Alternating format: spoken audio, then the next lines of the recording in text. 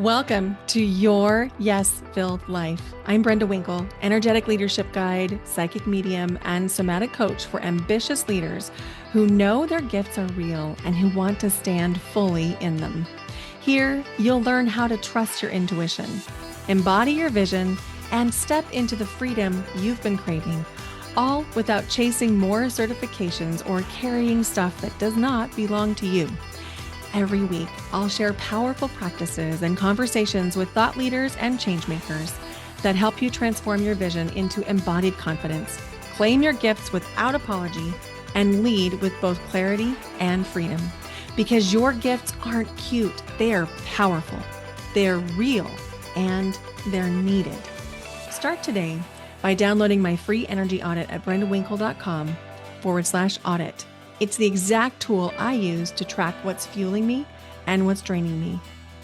It will help you discern between that hit of achievement and true joy so that you can lead with more clarity and impact. This is your space to stop proving, start embodying, and live fully in your gifts. Welcome to Your Yes-Filled Life. Hello and welcome to Your Yes-Filled Life. I'm your host, Brenda Winkle, psychic medium, intuitive guide, trauma-informed breathwork facilitator, and somatic coach, Reiki master teacher.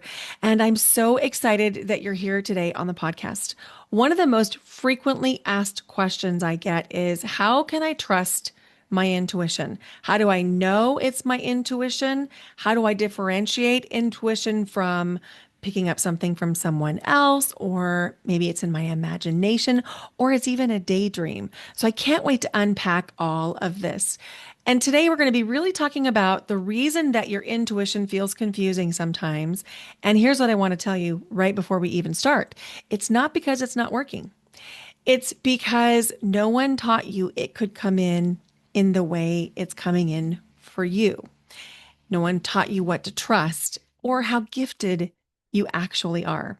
So my intention for you in this episode is to open up some curiosity around how your gifts might be showing up for you in ways that aren't what you see in the movies, that aren't what you see on TV, that aren't coming through the way that they might come through for people like Tyler Henry or Teresa Caputo. Maybe they come in differently for you. And I also want you to feel inspired and empowered to start to experiment and play around with some of your gifts so that you can really learn to trust them. So you're probably sensing more than you realize, and you're probably picking up information and data all around you all the time, and you may or may not be aware of it.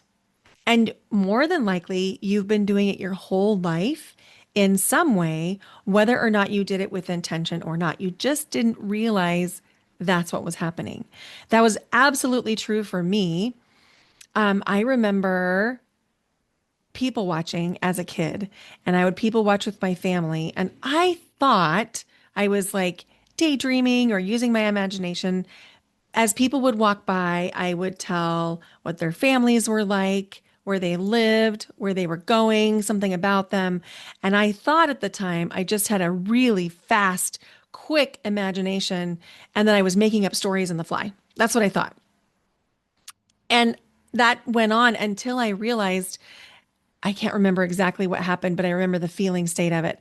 I remember that we started a conversation with one of the people that had walked by, and turns out I wasn't making it up. I was tracking it. I was using my intuitive gifts to feel and sense and know things about people in my people watching. It was never in my imagination. I was never telling a story. I was actually tracking with my intuition what was happening with people. And that was also pre-discernment. So that's not really ethical for us to do when we're like just tracking people all the time. It's a little bit like being a peeping Tom energetically. And so I didn't know that at the time. And now I do, which is why I'm mentioning it, because we do want people's permission before we track their energy, unless we're tracking just really high level. How are you feeling today? Are you okay? Kind of energy as we tap in with our clients, our patients, our friends, our students, our families. So let me give you some other examples that maybe you have more intuitive access than you're thinking. So we talk often about the six clairs. Those are your five senses plus knowing. So that would be seeing, clairvoyance, hearing, clairaudience, tasting, clairgustance, smelling, clairolfactance, knowing, claircognizance, feeling, clairsentience. We talk about those all the time, but we don't really explain what that means. And if we're to believe what is shown to us in the movies, we think it's like, do you remember the movie, or not the movie, this show Charmed? Do you remember how Phoebe used to have those visions and she'd stop and she'd freeze? And then there'd be like this little clip that would play of her vision, whatever it was. We think that clairvoyance is like that, where there'll be a little movie that plays in your mind or maybe in front of your eyes. And a lot of times we think that we can't be clairvoyant if we're not seeing things in the physical, like if we're not seeing somebody or the vision standing like across from me right now, that if I'm not seeing that with my eyeballs, that I'm not actually clairvoyant. Well, that's not true. Clairvoyance comes in a lot of different ways. For some people, it comes in where people do see the actual visions as though it's a movie screen.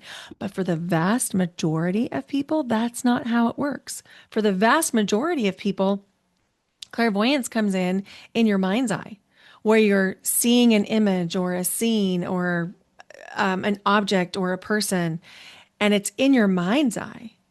That actually counts as clairvoyance. Now, my bet is you're probably like, wait, what? What? And the other senses can work that way as well. Can it be that you can literally taste on your tongue different flavors? If you have clairgustance, yes, it could be. It's more likely it's like such a strong visceral memory that you can feel, sense, and taste, but it's not the same thing as on your physical tongue. Same thing with clairaudience. It might be that you actually hear voices or that you get messages through music. It could be that. It could also be that you get messages, fully formed messages, and you can tell that it has something to do with your ears because of where it comes in. And the same thing is true with clairsentience. It might be that you actually feel something touching your skin, maybe, or maybe it's a feeling in your body. And maybe that feeling in your body relates directly to the thing that you're sensing, and maybe it doesn't.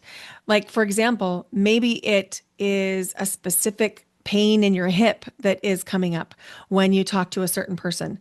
And then you find out later that they have something going on with their hip. That can be a form of clairsentience. That can also be one of the empath tracks. So there's a little bit of gray overlap area there. But the reason I'm mentioning this to you is because you probably are using your gifts more than you think you are, and you have more gifts than you think you have. You just don't know it. So today, I'm recording this on Thursday, December 11th, and I was a guest on a podcast called, what was it called? I think it was called Understand Your Mind or something like that. It was with Shane Williams. And I'll share this with my email list and I'll probably post it on social media too if he gives me assets. But it was a really fascinating conversation because Shane has a condition called aphantasia. And aphantasia is where someone is unable to visualize something unless there's an object right beside them or they're looking at it with their eyeballs.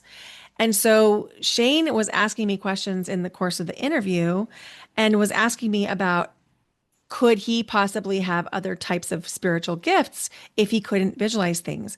And my answer was absolutely yes. Yes, yes, yes, of course, because the clairvoyance, the seeing is only one of many potential gifts because we have multiple empath tracks too. We have the animal, the plant, the physical, the emotional, the medical, and the land empath tracks, where all of those things can bring in intuitive information for people.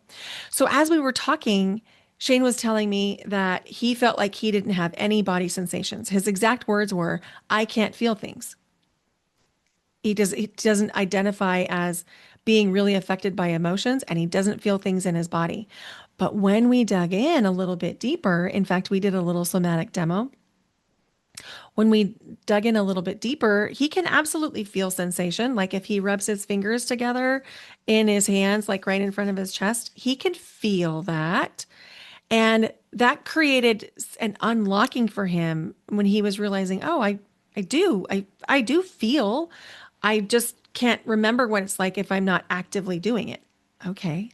Well, now we're getting somewhere. So then I started asking questions like, what is happening when you notice you have the most feeling? And he calls something his, I think he called it his wander ponder. And he goes to the park and he sits in the park and he's just in nature. He's looking at nature. He's noticing the sights, the smells, the sounds in nature as he's there. And he's walking until he, decides to sit down. And we realized in the course of this conversation on this podcast interview with Shane that his intuitive access comes from being in nature. So he has those really strong plant and animal and land empath abilities. And he's been telling himself for all these years that he didn't have intuitive abilities because of his aphantasia. When come to find out, he does have intuitive abilities, they just don't include visualization. And I loved this conversation. I can't wait to share it with you when Shane publishes it. And the reason I loved it is because this is how it works with our intuitive gifts. So many times we think that because our intuitive gift doesn't look exactly like someone else's that we know, that it must not count. And that is just not true. So you have gifts if you can read a room and you can know who's feeling regulated or dysregulated in a room. You have gifts if you can sense or feel what someone else might be sensing or feeling, or if you hear things, or you have fully formed sentences appear in your mind, or you just get sudden knowings. Those are all your spiritual gifts coming online. And the truth is, that doesn't make you weird. That doesn't make you too much. It doesn't make you odd. It doesn't make you dramatic. It doesn't make you imagining things. It makes you intuitive. And you don't have to look very far to realize people flock around the intuitives who have stepped into the spotlight, like Laura Lynn Jackson or Tyler Henry or Teresa Caputo, because they're fascinated by it. And the people that are most fascinated by other intuitives are the people who have intuitive gifts. So if you're still listening, that's you. That's you. So when we start to unpack our own gifts, it allows us to help other people unpack their gifts. And a lot of times, this comes through body based modalities called somatics. Somatics is based on the root word soma, which means body. And whether or not you identify as having clairsentience or the physical empath tract, oftentimes the body is the unlock. We hold so much wisdom in our body. Think about how many nerve endings are on your head from like the base of your chin to the top of your head.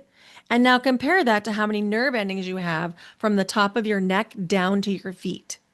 If we're only using the brain and the mental field to get information, we're missing out on probably 90% of the other information that's coming in.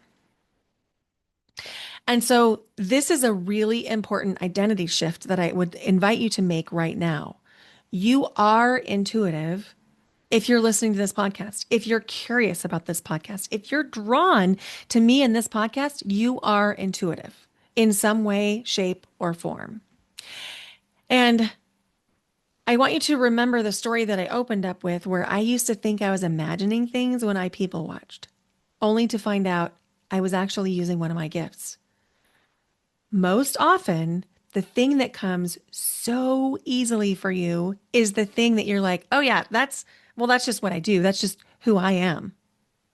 No, I mean, yes, it is who you are, but that's also your gift. Just because it comes easily to you does not mean it's not a valid and valuable gift. Okay, invitation to step into that. So, These are the three most common spiritual gifts that I see people having that they don't know that they necessarily have. So this would be the claircognizance, that knowing that just arrives. That's the certainty that an appointment's not going to hold, or that's the certainty that you really have to go on this street instead of that street, and then you find out there was a major traffic pileup. This is often dismissed as, well, I'm probably wrong, or I'm probably making it up, or something like that.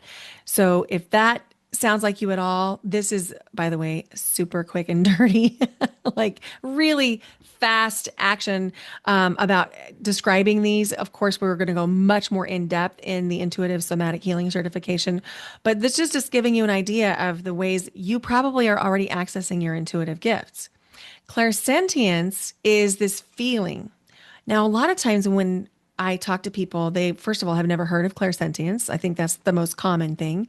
And then when I say it's the feeling, they're like, "Oh, I don't that's not me. I don't feel that."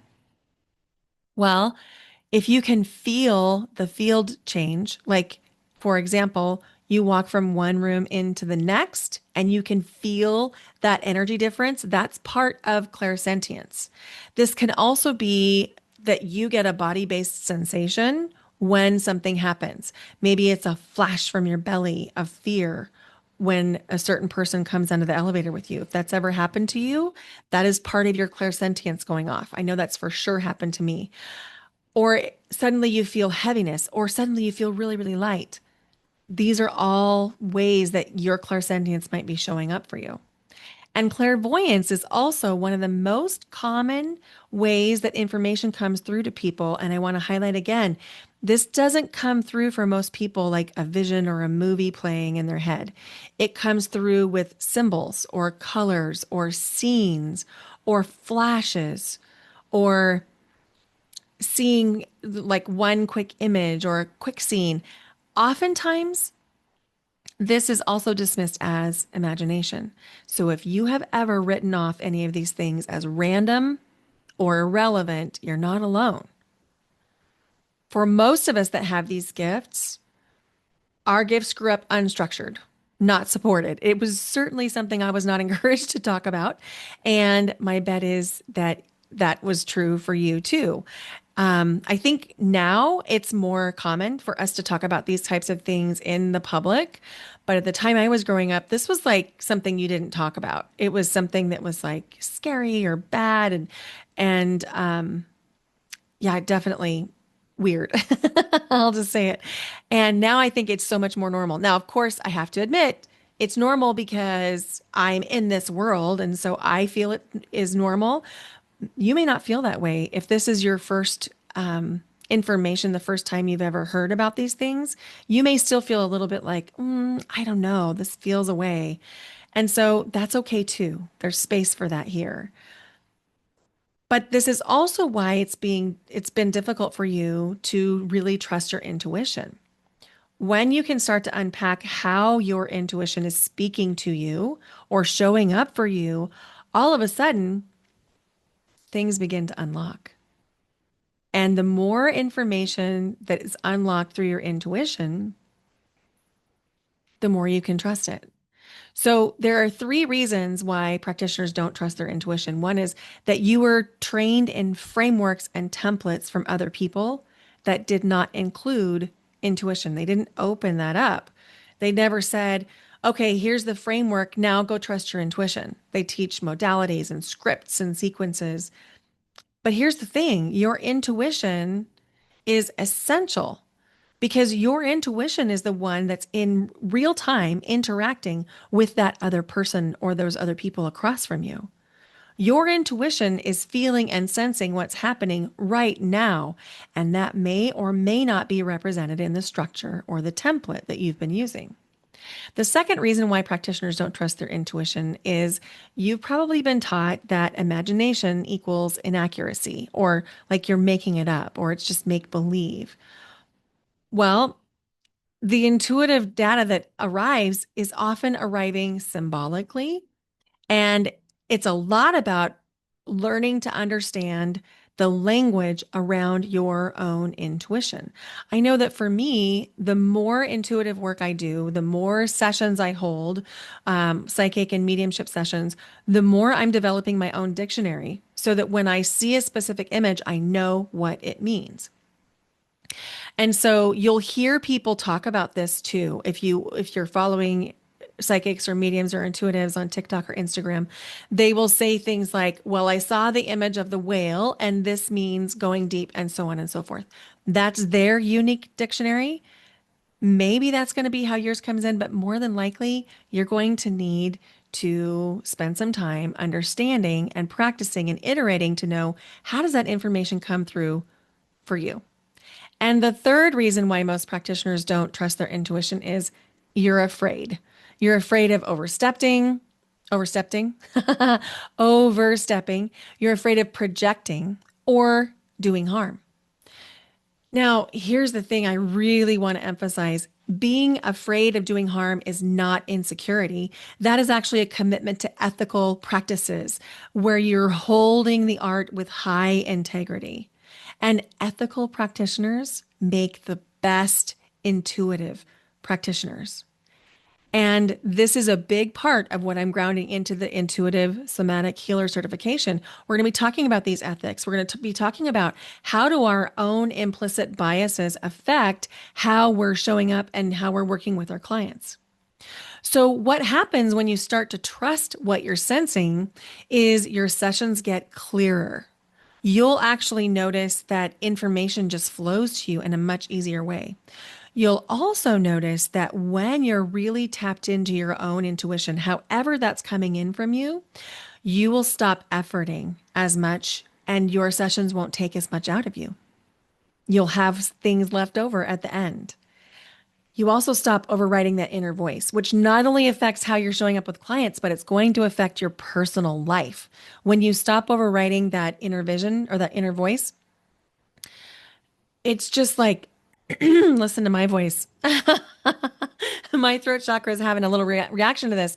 When you stop overriding your inner voice, you unlock the life that you really want to live. You also learn how to stabilize and regulate your nervous system.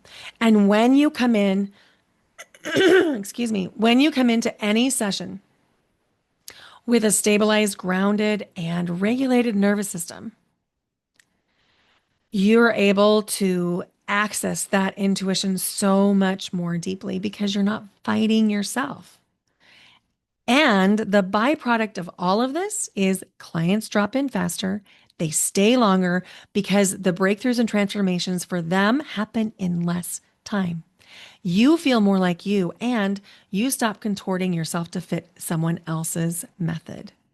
So chances are you don't need new modalities. I mean, maybe you do, but probably you don't. You probably need a new method of learning to trust your intuition within the structures, frameworks, and modalities that you're already using.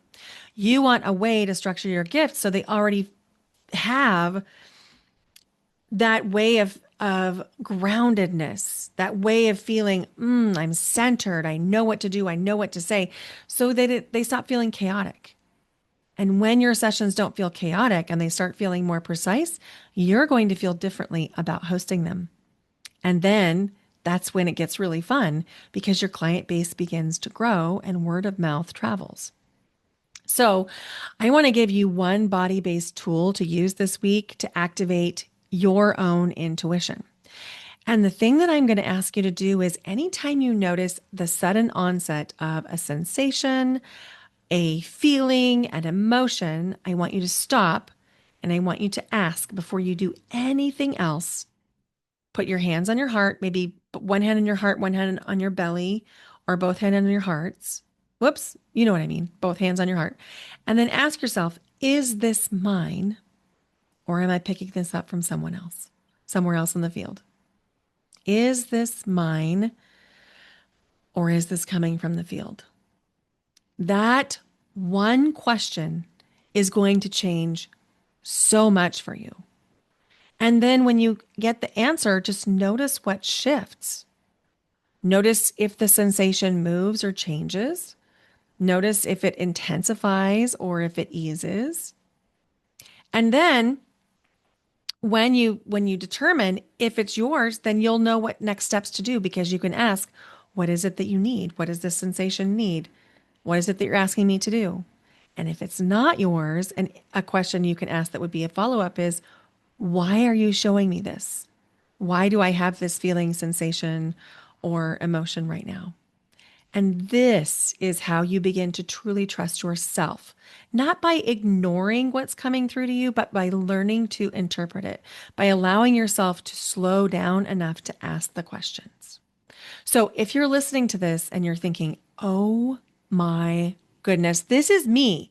I've been sensing things forever and no one ever explained it like this. That's exactly why I created the Intuitive Somatic Healer certification. This is a structured method to help you unlock and understand your natural spiritual gifts. It's an ethical, sovereignty first, intuitive communication method. It includes somatic tools for real time transformation, not only for you, but for your clients. I'm going to help you learn to read the field without projecting so you'll know what's yours and what's not. And each week, you're going to have an opportunity to practice so that you'll become embodied with confidence by the time the program ends.